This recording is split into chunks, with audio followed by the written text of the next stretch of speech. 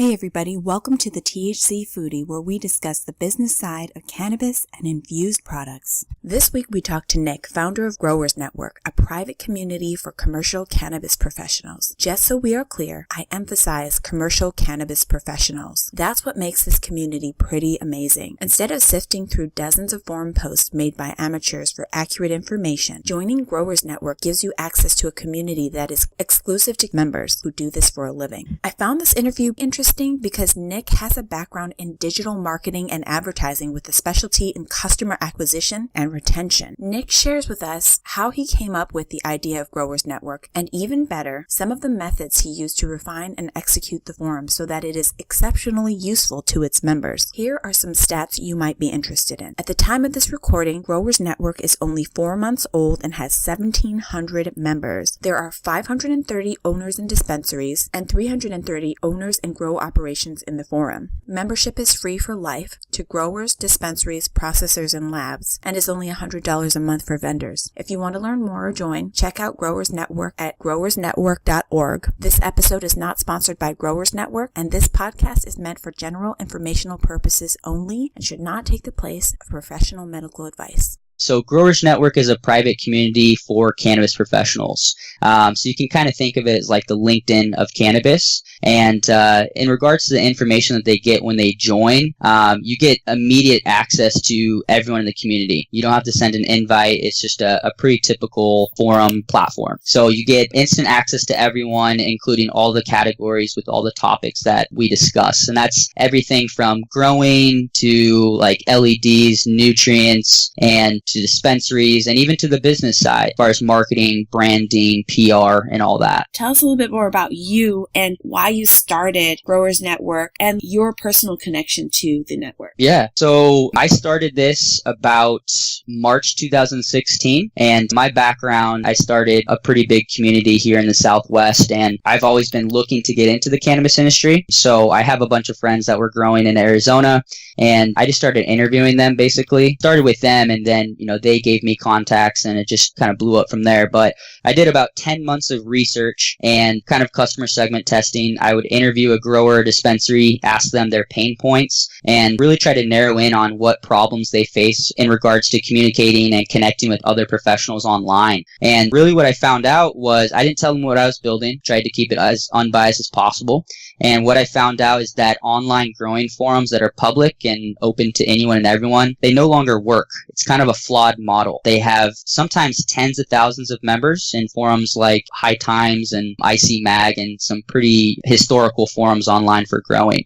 And they no longer work because there's so many people in there, and it's free and it's open to everyone, and it's hard to moderate that. And it's just flooded with, kind of the hobbyists and the amateur market, which is great. They need knowledge too, but we really wanted to narrow in on the professionals and provide a vetted and private community solely for commercial cannabis professionals. So that could be a tier 3 grower in Washington. That could be a dispensary owner in Phoenix, Arizona, or Nevada. So that's kind of the problem we're solving, and we solve that through vetting and making our community private. So every single application that comes through our platform and any invite that we send, whether it's pre-vetting or we vet them after they apply, they have to have a state license in order to join. It is difficult right now with our current kind of fragmented landscape. Every state has their own laws and regulations. So we kind of came up with a proprietary method to vet these different businesses. For example, Washington has an awesome website. I think it's like 502data.com or something like that. But let's say Grow Up Farms applies on our website. They're one of our founding members. Let's say they apply, and then we go to vet them. They say that their company's called Grow Up Farms. They're based in Washington. They're a tier 3 producer. So we just go to Washington's website, the 502 data, and just look them up. It's a lot more difficult for newer states and obviously California as well. So we bring in all these other variables like their social media. Do they have a weed maps page? Kind of came up with a proprietary mix of different variables to vet these professionals. But that's kind of the problem that we're solving is, making it private and vetted just for professionals. Is everybody in your forum a grower or on the agriculture side? Yeah, so pretty much our membership is broken into 2 buckets. We have the the companies that, grow the plant. We basically have producers, processors, retailers, and labs. That's, the first bucket. They all get in for free. We will never charge them. That's the first group that makes up the majority of our platform. So these are legal growers and dispensaries from wherever. As far as the second group goes, these are the vendors. So Emerald Harvest selling nutrients to growers, or Gavita or Fluence selling, HPS or LED lights to growers. So everyone is a cannabis professional, but not necessarily growing the plant themselves. We did start out with just growers, and organically they said, hey, we'd like to network with the people building our equipment, the plant scientists that are on staff at, Fluence or Gavita or Emerald Harvest or Twisted Trimmers. They wanted to talk to the engineers that are, building their products. And so we naturally opened it up to them, changed our, slightly pivoted our business model, and started to charge vendors $100 a month in order to join, just a simple monthly subscription fee. And then we made it free for the, the producer, processor, retailer, lab. But we also have academics. I have a full-time team that's going out online and trying to source the, most qualified members, I guess, on the internet, so to speak. So different resources. Like if we're narrowing in on academics, we'll go through Google Scholar and try to find the most popular plant science articles, go to other, vetted sources of,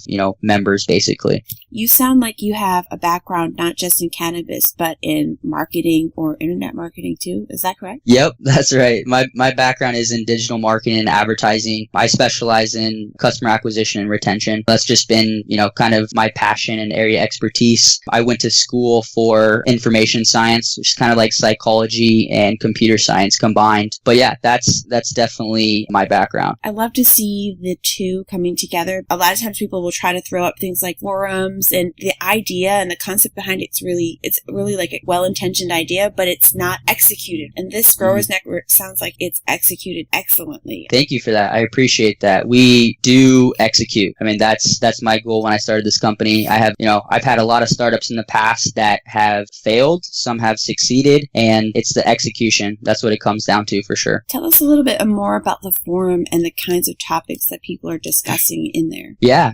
So we started our beta in December 2016. It was a 3-month beta. Initially, the conversations were purely around cultivation, and organically it grew into commerce. It grew into kind of the branding and packaging of, what they're selling in their dispensary. Yeah, it started with growing, and now it's across the board. I mean, anything related to a grower, whether that's, how they're growing, what they're selling through their dispensary, how they're processing their extracts. It's really across the board, every topic that's, in relation to a grower. It sounds like you have a lot of experts in there. Are they moderators as well, or are they just members, or both? Yeah, so I said the middle option, they're members. So all of our, I guess you'd call them members, they all have the same access to the community. They can private message each other, and we can set up kind of private groups behind the scenes, but they're all members. We have a full-time, paid staff that, I prefer the word team, that manages and moderates the community. Our community manager is awesome. His name's Nicholas Tolsashev. He's been managing communities for over a decade. We pulled him from a pretty big online community, and it was in the IT space. He came in and he basically manages the community Monday through Friday, and then I kind of take over on the weekend for any discussions that need moderating. But yeah, we take care of all that. It's kind of like one of those models where it's like, okay, I'm in. I don't have to worry about any topics getting out of hand. I don't have to worry about flame wars or axe grinding, as we call it. Some of our vendors are a little hesitant in the beginning. They're like, well, if I'm going to be in the same community with my competitors and we are both talking to the same grower, it's going to get out of hand. And of course, I mean, that's a natural engagement online. It could get out of hand, but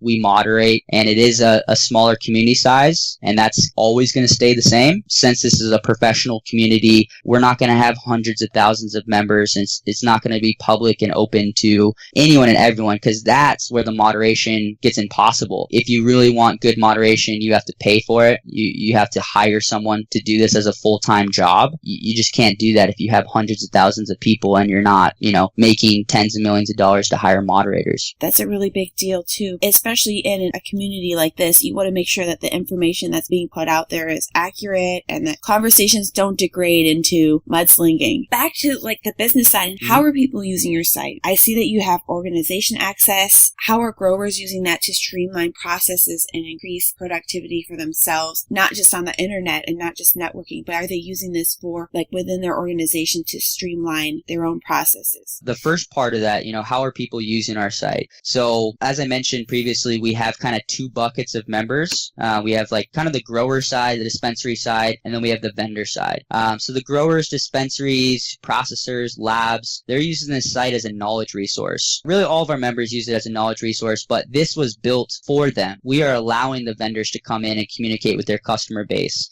Every day there's new topics, as I said, ranging from peer cultivation to everything around that, kind of a byproduct of a grower and what they talk about. And then on the vendor side, they're using this to communicate with current customers, kind of that retention, acquiring new customers. So if you are professionally representing your company on our forum, talking about your product, but also talking about the problems that your products solve, you're going to do a lot of business in our forum and you will succeed and we'll help you succeed. We have different campaigns like kind of like a Reddit AMA and Ask Me Anything. We do those bi-weekly. We run contests. We did one with a nutrient company, Elite Nutrients, Show Us Your Roots. So basically growers would take a picture of their roots and then we randomly picked a winner and sent them a free line of Elite Nutrients. So it varies depending on who you are and where you are in the industry, but that's how the majority of our members use our site. For growers trying to streamline processes and increase their productivity, the quickest example I could give you is you have a problem in your farm or your grow operation. You go onto our forum, whether it's on your phone or your laptop or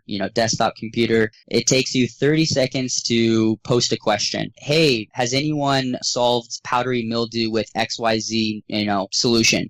And then it just starts this entire topic around powdery mildew and how growers solve it. And then, the vendors are like, oh, I have a solution for that. Use XYZ nutrient or pesticide or, whatever the solution is. So it definitely helps them streamline their business and increase their productivity that way. And that's really like the number one problem that I was getting to in the beginning. That's really what this forum was created for, is connecting to each other and kind of crowdsourcing knowledge that you can't get in any other website. Yeah, I'm not sure if either of you have been to the Marijuana Business Conference in Vegas, but to me personally, I feel like that's the gold standard of cannabis trade shows. I'm really trying to emulate that online. We have the digital booth, so to speak, for these vendors to stand behind and talk about their products and the problems that they're solving. And then the growers get to walk around the trade show and they're professional, right? They're looking for pretty large scale solutions. So that's definitely how people interact in our forum. I have a quick question.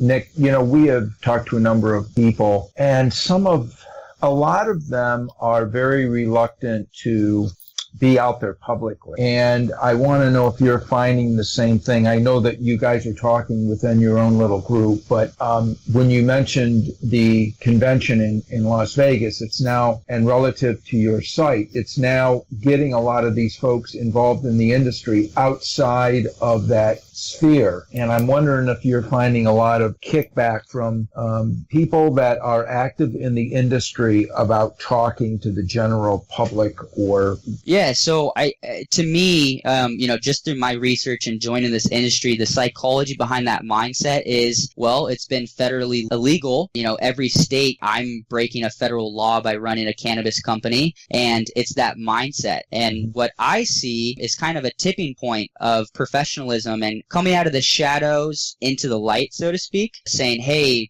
we no longer have to keep to ourselves. We no longer have to be private. We can bond with each other. We can learn from each other in a public website in the United States. I mean, we have members from all over the world, and not everyone has that same mindset. But it even goes back to like what products they buy, right? Like if you're going to buy an expensive piece of equipment that breaks even, 4 or 5 years down the road in your grow operation, and you have that short-term mindset of like, okay, I need a quick solution. I could be shut down at any time, and this would be a wasted investment. It's changing, right? The mindset's going to, okay, we are here to stay. It's a tipping point, and we want to be communicating with each other.